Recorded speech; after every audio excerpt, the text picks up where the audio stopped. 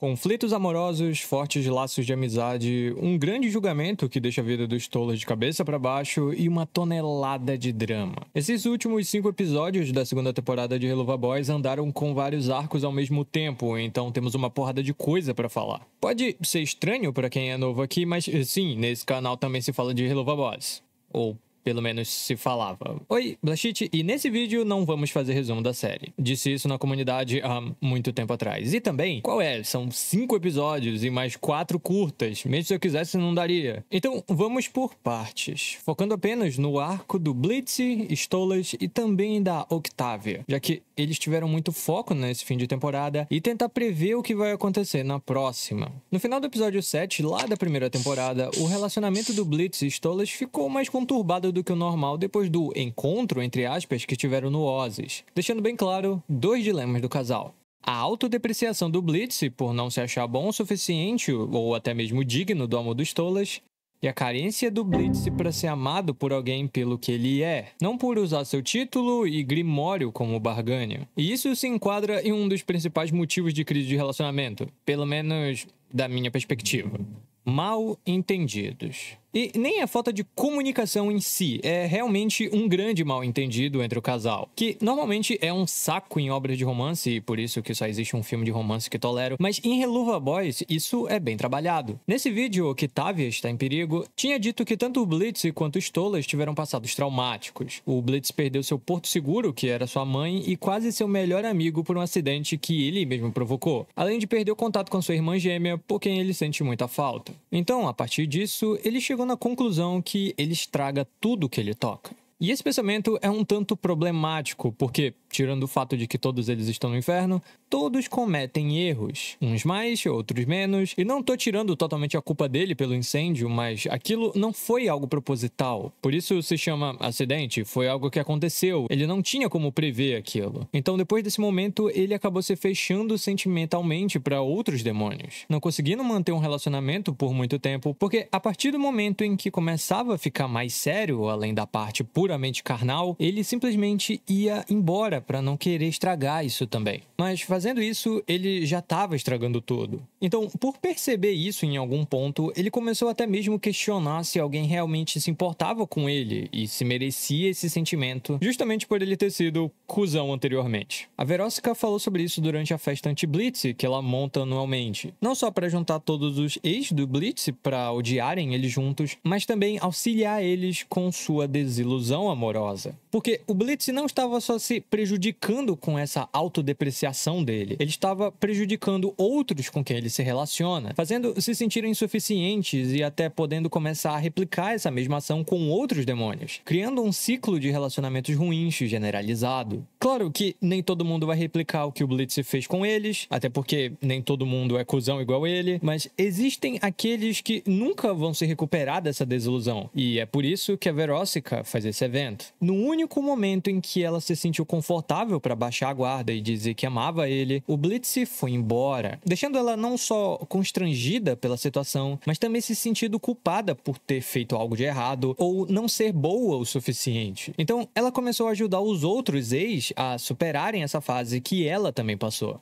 Não tenho nem o que dizer, a Verósica virou uma das melhores personagens de Helluva Boys em apenas um único episódio com um único diálogo. Isso sim que é um bom roteiro, aprende, Liam. Nesse episódio, então, ele teve que aprender a lidar com as consequências de suas ações, não só com seus ex, mas também com Stolas, que atualmente ele estava seguindo por esse mesmo caminho. Com Stolas, as coisas são diferentes. Ele consegue amar alguém e também consegue expressar isso, mas ele não está sendo correspondido. Stolas cresceu sozinho com uma grande responsabilidade de herdar um papel importante na família Goetia. Então, ele não tinha exatamente o controle sobre sua própria vida, tendo um casamento arranjado desde pequeno para gerar um descendente de precaução. Então, quando ele encontrou o Blitz e viu que ele era livre, ele podia fazer o que quisesse, independente das amarras de sua classe social, isso encantou muito nosso jovem jovem passarinho. Então, quando o Blitz apareceu anos depois, no momento em que Stolas estava frustrado com a sua vida de casado, isso foi a válvula de escape que ele precisava. Mas aqui é onde começa o mal-entendido. Stolas acreditava que Blitz tinha ido lá para seduzir ele. Porém, na verdade, ele só tinha ido lá para roubar o Grimório. Depois de amarrar ele e ouvir o quão ruim ele estava se sentindo e que estava feliz por eles,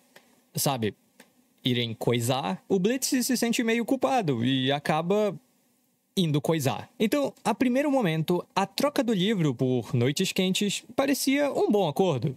Não julgo. É um acordo muito bom. Mas, conforme o tempo foi passando e o Stolas se apegando ainda mais pelo Diabrete, ele começou a questionar se o Blitz estava com ele porque realmente gostava do Stolas de verdade, ou se o Blitz estava se sentindo coagido por um príncipe a ficar com ele apenas para ter acesso ao Grimório, que é a única forma dele conseguir manter seu negócio de assassinato funcionando. Então, por isso, no episódio Lua Cheia, ele entrega um cristal asmodiano que permite o Blitz criar portais para o mundo humano sem o Grimório, de forma totalmente legalizada e sem pedir nada em troca.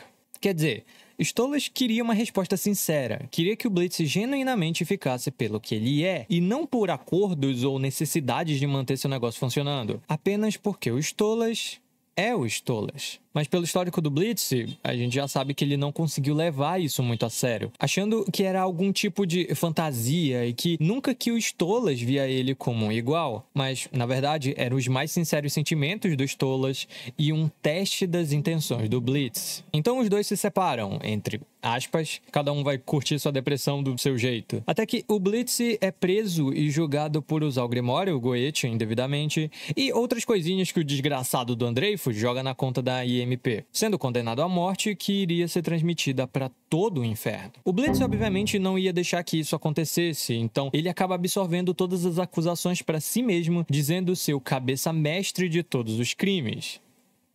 Todos no cinema. E não tô brincando, a cena do Satã cantando que ele é a lei passa uma imponência desgraçada. E a Beelzebub está, ó... Nice. Stolas tem seu título, posses e poderes retirados para viver entre os plebeus longe de sua filha por 100 anos.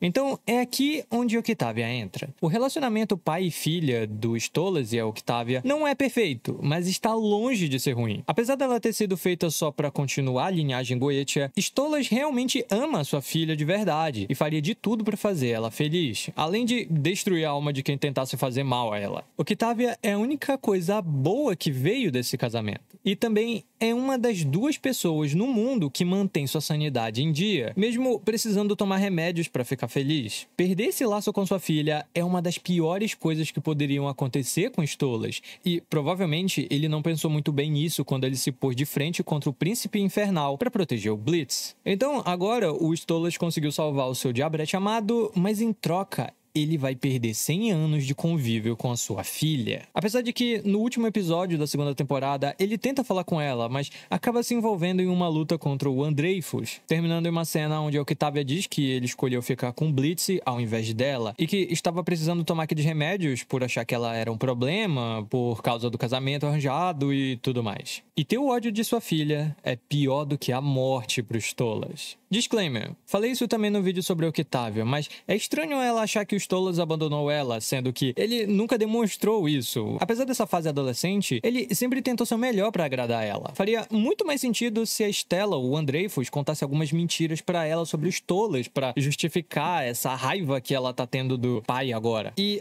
é claro que achar os remédios do pai e pensar que ela é parte do problema dele estar assim, pesa na balança. Mas a Octavia não pode ser tão cega assim. Ela sabe como a mãe e seu tio são e facilmente poderiam estar por trás do julgamento. Ela viu que o Stolas tentou ligar nesse um mês depois do julgamento e eles estavam impedindo dele falar com ela, só rindo e debochando disso. Mas o Stolas não sabia que tinha um assassino atrás dele, mesmo depois da Stella falar isso na cara dele, então ela deve ter herdado a atenção seletiva do pai. O ponto é que o Stolas não está com a cabeça muito boa nesse momento. Então, se o Blitz quiser fazer o relacionamento deles funcionar de forma decente, ele precisa tomar a iniciativa e se abrir mais com Stolas, coisa que vimos no final desse mesmo episódio, mas esse é o primeiro passo. Agora que estão kits no saldo de salvamento de vidas, o Blitz tem poucas oportunidades para conseguir a confiança total dos Stolas, já que ele perdeu a chance de corresponder aos Stolas quando ele deu o cristal. Claro, o Stolas normalmente é o mais sensato da relação quando não está amordaçado na cama, mas no ponto atual da série, ele ainda está fragilizado por perder sua filha, seus poderes e agora ser pobre.